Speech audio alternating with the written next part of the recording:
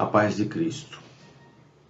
Gostaria primeiramente de agradecer o convite de poder falar e a possibilidade de falar aos amigos da Casa Espírita Ceareiros da Boa Vontade, da cidade de Sorocaba.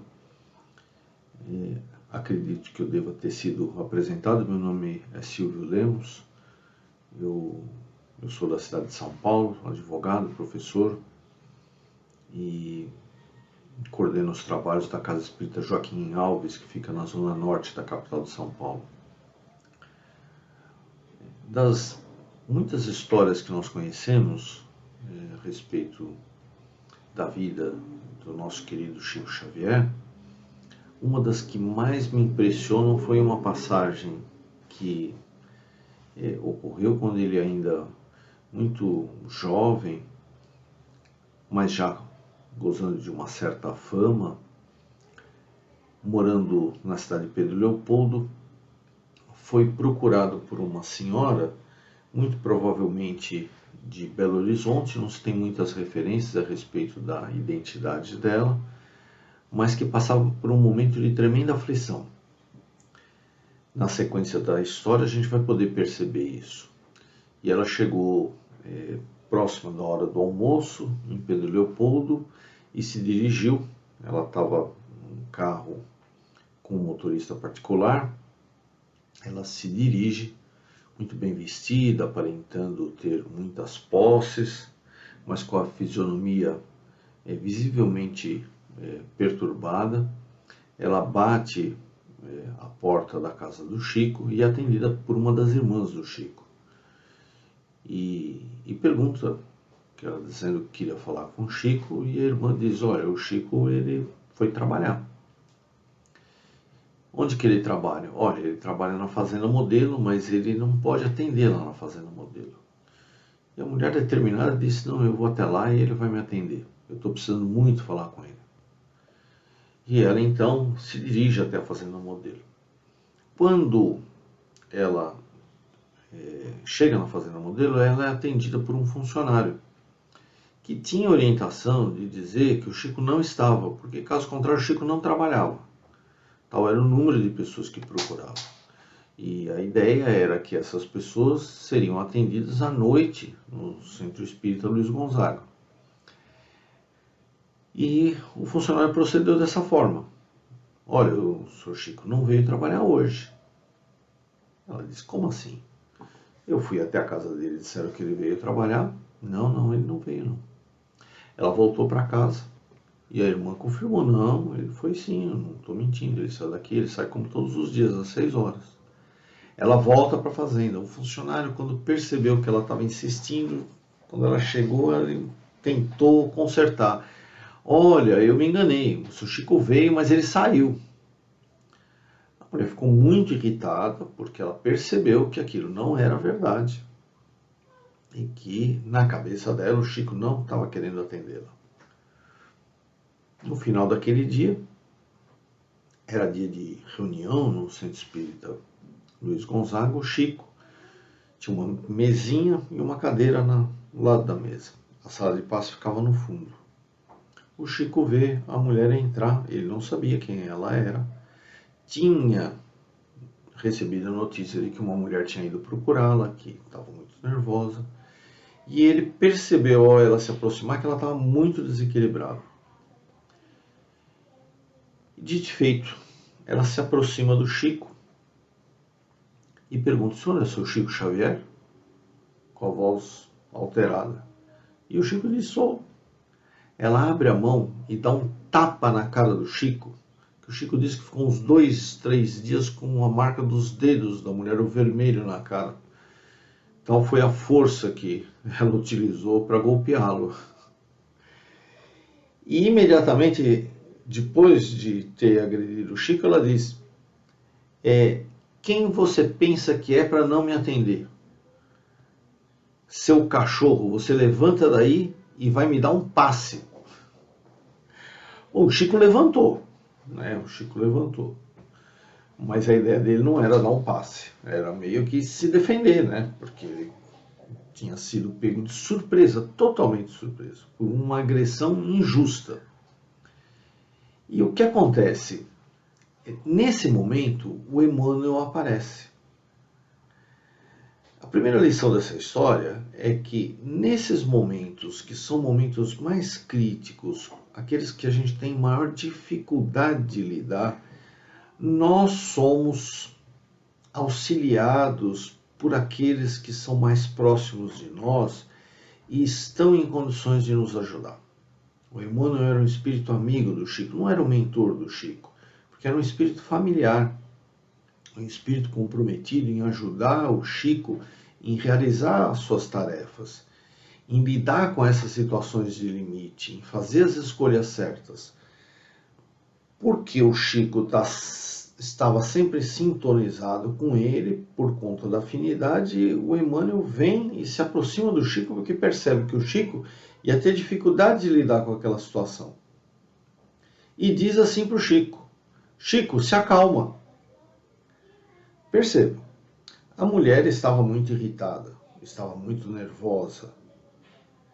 Mas só que depois de agredir o Chico também ficou em desequilíbrio. Nervoso. Havia sido agredido naquele instante, injustamente. Então ficaram os dois nervosos. O Emmanuel não diz para o Chico, acalma a mulher, porque ela está nervosa. Por quê? Porque o Chico não teria condição de acalmá-la, porque ele estava nervoso. A gente não faz aquilo que a gente não consegue. Então o que o Emmanuel diz? Se acalma. Para poder lidar com essa situação, você se acalma. E o Chico, então, para se acalmar, intuído pelo Emmanuel, começa a conversar com a mulher. E a primeira coisa que ele faz é pedir desculpa. Minha senhora, deve ter havido um mal-entendido, mas me desculpa, eu não quis ofendê-la de forma alguma. O problema é que eu não posso atender as pessoas no meu trabalho, porque caso contrário eu vou ser demitido. E em casa nós passamos por muitas dificuldades e se eu perder esse emprego, a pobreza vai nos alcançar. Mas eu, de maneira nenhuma, não quis atendê-la. Infelizmente eu não podia. Aquela hora o Chico estava calmo. À medida que ele foi conversando, ele foi ficando calmo. Mudou a percepção dele em relação a ela. Ainda que a agressão tivesse muito próxima, o Chico rapidamente ele recobra o seu equilíbrio e percebe que quem está em estado de necessidade é ela, não ele. E o equilíbrio do Chico é uma energia, é uma condição superior ao desequilíbrio dela. O que acontece? Ela percebe isso, não de maneira racional, e cede. Ela começa a chorar.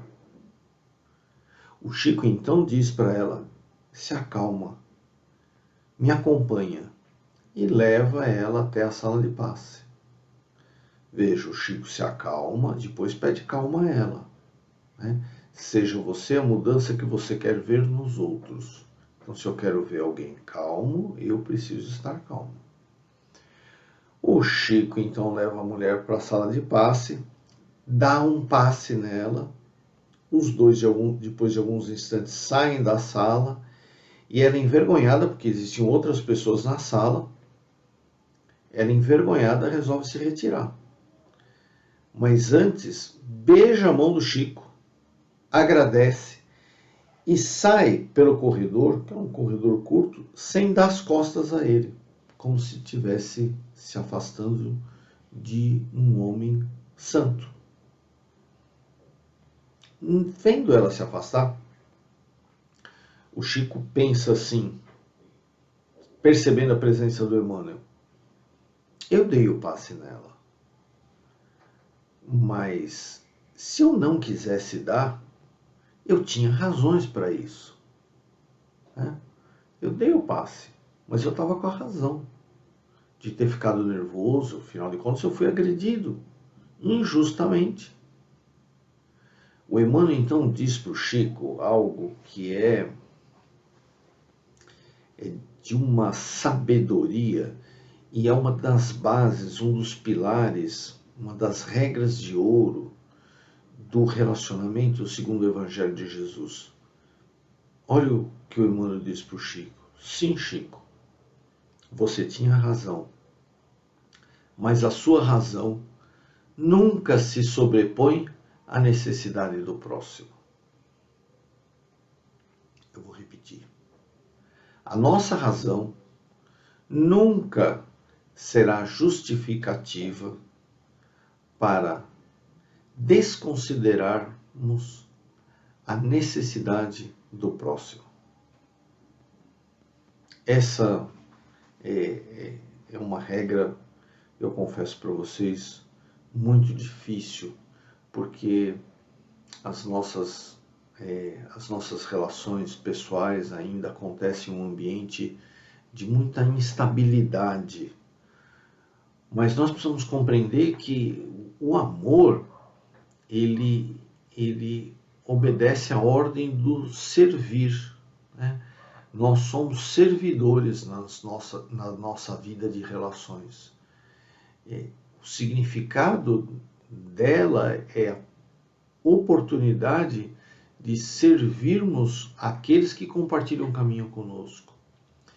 E nós não temos, por mais que nós tenhamos razões, como desconsiderar a necessidade daqueles que convivem conosco. Nós temos por dever, por obrigação, e não há mérito nenhum nisso, fazer tudo aquilo que estiver ao nosso alcance.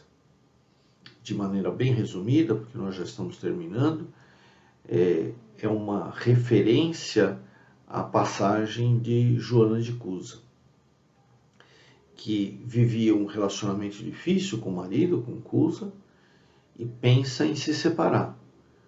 Quando ela resolve se separar, principalmente porque ela queria se separar para se incorporar ao grupo que acompanhava Jesus, queria servir com Jesus, queria estar com Jesus, e ela não era feliz no casamento. Sempre que ela chegava, o marido chegava na casa dela, ela se sentia mal com a presença dele, e ele fazia, né, justificava esse tipo de sentimento que ela nutria, porque ele era uma pessoa de trato muito difícil. E quando ela resolve se separar, Jesus aparece para ela. E Jesus, então, ela pergunta para Jesus: eu vou me separar de Cusa. Eu estou errada? Né? Porque olha quantas razões, quantos motivos eu tenho para fazer isso. E Jesus diz para Joana: Joana, veja Cusa, o seu marido, com outros olhos. Pensa em Cusa como uma pessoa doente espiritualmente, que precisa de ajuda. E me responda: quem foi que Deus colocou ao lado de Cusa para ajudá-lo?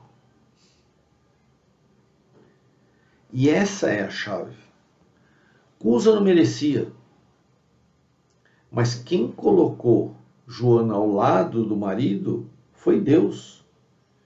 E ela presta conta para quem? Para Cusa? Não, para Deus. É a consciência dela, onde estão gravadas as leis de Deus, que vão julgar a atitude de Joana. A continuação do diálogo ilustra muito bem isso, porque pode parecer uma visão, uma imposição de Jesus, né? Mas não é, tem toda a liberdade, você pode fazer tudo, mas nem tudo te convém. Joana diz assim para Jesus: olha, eu já fiz muito pelo meu marido, já fiz muito, mas tudo que eu faço, ele não... E Jesus diz: seja paciente, não se colhem uvas dos espinheiros. Somos nós, nas nossas tarefas aqui na terra, como semeadores. E não cabe ao semeador reclamar que o sol é escaldante, que o solo é árido, que a chuva é pouca ou que a semente é fraca. O que nos cabe é semear, o que nos cabe é fazer a nossa parte. O que vão fazer com o que a gente fez não é responsabilidade nossa, mas o que é responsabilidade nossa? Do que nós vamos prestar conta? Daquilo que nós fazemos. Então isso é o que deve nortear as nossas atitudes nas nossas vidas e relações. Ficamos por aqui. Agradeço mais uma vez a oportunidade e desejo a todos dias de grandes aprendizados e de grandes realizações. Que a paz de Deus permaneça em nossos corações, agora e sempre. Sua irritação não solucionará problema algum. Medite na grande vantagem de não irritar-se para não prejudicar a sua saúde. Se você não se irritar, seu interlocutor voltará aos poucos à serenidade e todos poderão entender-se. Seja calmo, pense bastante antes de falar e não se irrite, porque a irritação não pode solucionar nenhum problema. Se alguém não o compreende, perdoa e siga em frente. Não guarde em seu coração mágoas e ressentimentos, medo e tristeza. Caminhe para frente. Quanta gente espera de você apoio, compreensão e carinho. Se não o compreendem, não se importe. Perdoa e siga em frente, porque em todos os caminhos encontraremos sempre lições preciosas que nos farão progredir. E vamos nos preparando para o passe, fechando os nossos olhos, elevando nosso pensamento ao Pai Criador, aos amigos benfeitores da espiritualidade, e vibremos muita paz, muito amor e bastante equilíbrio. Pedindo ainda pela saúde dos nossos irmãos, pela recomposição de células e órgãos afetados do seu corpo físico, a começar pela cabeça, tórax, abdômen e meios, e que os nossos irmãos possam receber em seu lar e distribuir com todos os seus familiares um pouquinho desta paz, deste amor e deste equilíbrio. Pai nosso, que estais em toda parte, santificado seja o vosso santo e sublime nome. Venha a nós o teu reino de amor e luz. Seja feito, Pai, somente a tua vontade, assim na terra como em todos os mundos habitados. Dai-nos, Senhor, o pão do corpo e da alma. Perdoa as nossas ofensas e ensina-nos a perdoar aqueles que nos têm ofendido. E não nos deixeis sucumbir às tentações dos maus espíritos, e envia-nos os bons para nos proteger, porque vós sois o reino, o poder e a glória para todos sempre. Graças a Deus e graças a Jesus.